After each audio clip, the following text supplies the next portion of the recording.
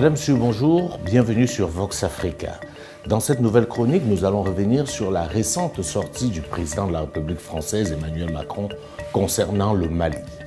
Je dois tout de suite vous confesser que quand j'ai reçu cette vidéo, je me suis dit c'est un fake news, ou mieux un deepfake. C'est pas possible, Emmanuel Macron ne peut pas parler comme ça. Un chef d'État ne peut pas parler comme ça d'un autre État. Mais très rapidement, après plusieurs vérifications, j'ai dû me rendre à l'évidence. C'est bien Emmanuel Macron qui parle. Et j'ai eu envie de dire, c'est bien lui qui parle une fois de plus. Pour ceux qui n'ont pas regardé cette vidéo, je vous propose de suivre cet extrait parce qu'il y a tellement à redire et nous revenons pour en parler. Les autorités maliennes ont décidé de suspendre la diffusion de RFI et de France 24 au Mali aujourd'hui. Est-ce que vous condamnez cette décision? Je condamne avec la plus grande fermeté cette décision qui me semble totalement contraire aux valeurs que porte le peuple malien et le Mali depuis son indépendance. Je pense que cette décision est grave, elle est prise par une transition qui, je le rappelle, est le fruit de 2 coups d'État et elle est le signe d'une course en avant vers le pire. Comme vous le savez, je l'ai dénoncé dès le printemps 2021, de manière très claire, en appelant la CEDEAO à réagir avec beaucoup plus de fermeté. Nous avons ensuite renforcé notre pression, puis nous avons pris les décisions politiques et militaires qui convenaient ces dernières semaines et ces derniers mois. Je souhaite ardemment que les Maliennes et les Maliens puissent avoir des autorités démocratiquement élues qu'ils méritent, et j'en appelle à la CEDEAO, l'organisation régionale, et à l'Union africaine pour prendre les décisions qui conviennent et que la France appuiera, comme nous l'avons fait à chaque fois qu'ils ont pris leurs responsabilités, pour que, à la fois, les violences, et on le voit bien, la fermeture, le déni de l'information et du droit des journalistes à librement informer, puissent cesser. En tout cas, je condamne avec la plus grande fermeté cela. Je compte m'entretenir dès demain avec le président Nana Akufo-Addo, président en exercice de la CEDEAO, pour l'appeler à prendre toutes les décisions utiles en la matière. Vous venez, comme moi, de réécouter cette sortie d'Emmanuel Macron. Comme je le disais tantôt, plusieurs choses à redire, mais arrêtons-nous sur la première, qui nous interpelle. La suspension par les autorités maliennes des chaînes françaises RFI et France 24. Ce que Emmanuel Macron a oublié, c'est qu'il y a un problème, tout au moins de timing, avec sa sortie. Il ne vous a pas échappé qu'il y a quelques jours seulement, l'Union européenne, dont Emmanuel Macron est le président en exercice, a décidé tout simplement de fermer les chaînes RT et Sputnik. Entendez par RT, Russia Today, ça veut dire une chaîne russe. Mais comment comprendre que le même Emmanuel Macron se dise choqué et se montre offusqué et condamne avec la plus ferme énergie la suspension des chaînes RFI et France 24 au Mali, alors qu'il y a quelques semaines, il était à la tête de ceux qui ont décidé de tordre le cou à la liberté d'expression en fermant des médias qui avaient un point de vue différent sur le traitement de la guerre en Ukraine. Vous comprenez alors, bien évidemment ici, la logique du 2 poids 2 mesures qui caractérise les dirigeants occidentaux et principalement, en l'occurrence, le président de la République française. Deuxième élément à noter dans le discours d'Emmanuel Macron. Il parle d'un double coup d'État au Mali. Je dois avouer que j'ai tiqué une nouvelle fois en écoutant cet extrait de cette vidéo. Emmanuel Macron aurait donc des problèmes avec des coups d'État. J'ai envie de dire, en guise de boutade, que c'est une révélation. N'est-ce pas le même Emmanuel Macron qu'on a vu accompagner, et cela est historique, de son ministre de l'Europe et des Affaires étrangères, Jean-Yves Le Drian, aller introniser le fils d'Éby au Tchad, après évidemment un coup d'État. Il faut dire que la particularité du coup d'État au Tchad, c'est qu'au-delà de l'armée qui a pris le pouvoir, c'est le fils de l'ancien président Idriss Déby, Ibno, qui est aux affaires. Et tout de suite, ça m'a rappelé une sortie d'Emmanuel Macron assez révélatrice par rapport à la situation au Tchad.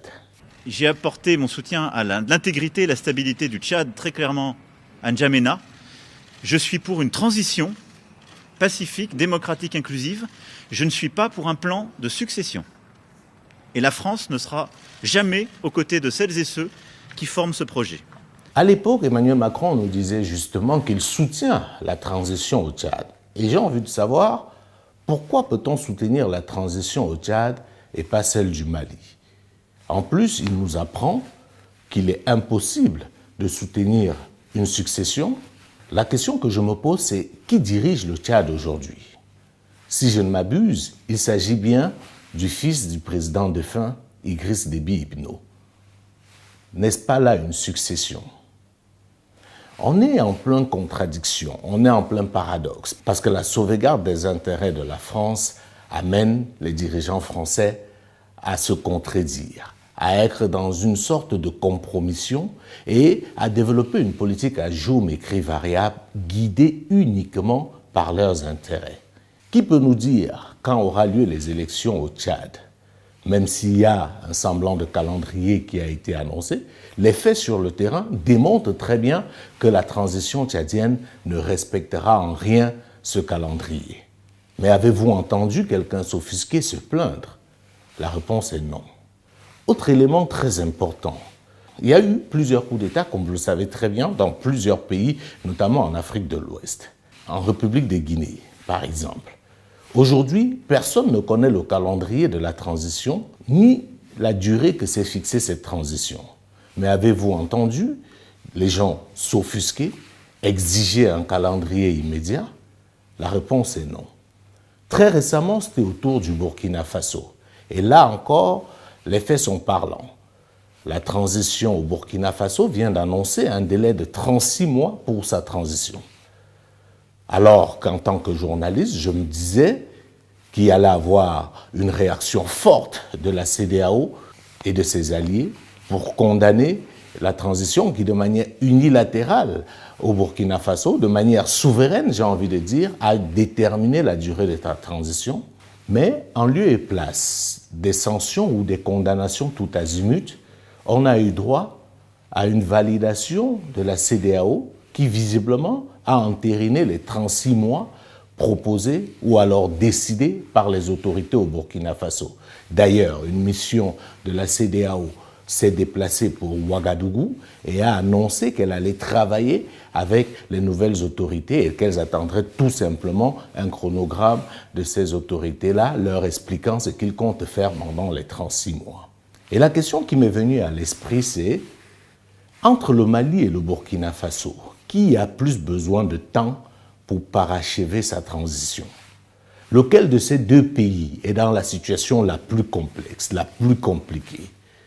Si on accorde 36 mois au Burkina Faso, combien de mois faut-il au Mali pour régler également ces problèmes quand on sait qu'aujourd'hui, en matière d'insécurité, pour ne prendre que cet exemple, le Mali est dans une situation 3, 4, voire 5 fois plus complexe que celle que connaît le Burkina Faso.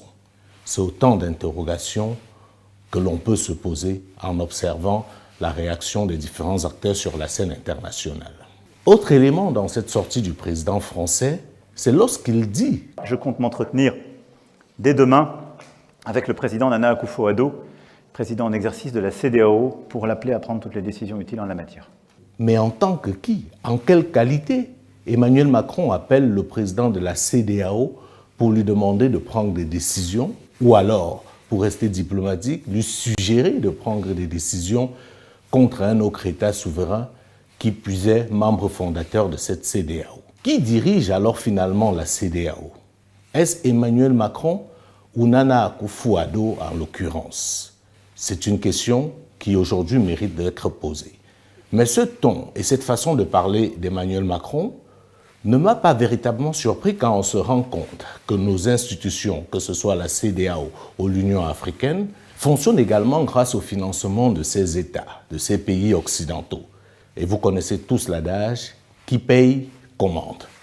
Donc Emmanuel Macron estime qu'aujourd'hui, la CEDEAO, l'Union africaine, sont des instruments à sa disposition qu'il peut utiliser à escient pour régler ses problèmes avec ceux qui voudraient aller à l'encontre de sa vision ou de sa politique, notamment en ce qui concerne l'Afrique. On a là l'occasion de vérifier effectivement Pour qui roule la CEDEAO?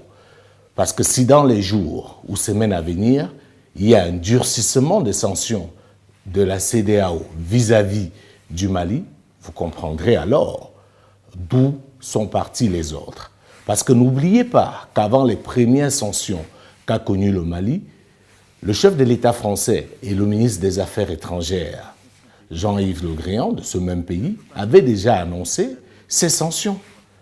Et après les sanctions, ces mêmes autorités étaient les premières à les commenter, sans que même les autorités des pays de la CEDEAO ne commentent ces sanctions. La France s'est même empressée à sanctionner également le Mali dans la foulée des sanctions de la CEDEAO. On se demandait à l'époque si la France était devenue membre de la CEDEAO. Il ne vous a pas échappé que la compagnie française Air France avait suspendu de manière unilatérale ses vols à destination de Bamako, en faisant sortir de l'avion des passagers qui y étaient déjà installés, dans la logique de cette sanction. Mais comme ils sont, disons-le sans risque de nous tromper, un peu plus malins que nous, ils ont repris les vols pendant que des compagnies comme Air Côte d'Ivoire, Air Sénégal continuent à ne pas desservir le Mali. Et on se demande qui est véritablement dupe dans cette histoire. Pour en finir avec cette sortie d'Emmanuel Macron, il faut être lucide et reconnaître qu'il ne peut le faire que parce que certains Africains ont accepté de sous-traiter leur souveraineté. Parce que certains dirigeants africains ont accepté de continuer d'être des relais de la France. Sinon, ils ne se permettraient pas. Quel autre chef d'État au monde peut parler comme ça d'un autre pays, d'un autre continent? Tout ceci nous démontre en réalité que nous sommes dans un monde totalement déséquilibré, où vous avez d'un côté des puissants qui pensent totalement être les maîtres du monde et pensent pouvoir poser des actes sans aucune répréhension. Parce qu'ils estiment, et c'est leur droit, être dans une position qui leur permet de dicter leur volonté au reste du monde. Et quand vous essayez de vous écarter de cette ligne, ils peuvent décider de vous punir.